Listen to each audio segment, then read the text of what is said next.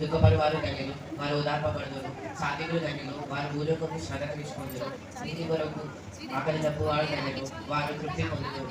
కనికరం గల వారు ధన్యులు, వారు కనికరం పొందుదురు. హృదయ శుద్ధి గల వారు ధన్యులు, వారు దేవుని చూసేదారు.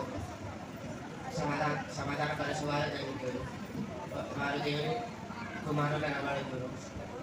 నీటి కొరకు హింసించబడు వారు ధన్యులు, పరలోక రాజ్యము వారిది. మత్తయి 5:3.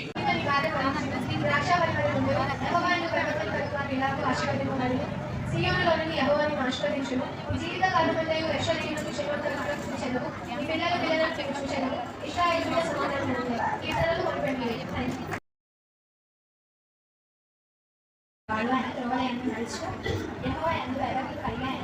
నడుచువారందరూ ధన్యుడు. నిశ్చయంగా నీవు నీ చేతి కష్టార్జితమును అనుభవించెదవు. నీవు ధన్యుడవు, నీకు మేలు కలుగును. నీ లోపిన నీ భార్య ఫలించు ద్రాక్షవల్లి వలె నుండును.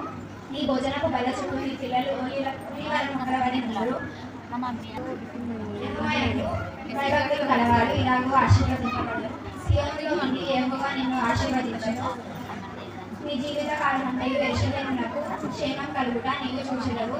నీ పిల్లల పిల్లలను నీవు చూచెదవు. ఇశ్రాయేలు మీద సమాధానం ఉండుగాక.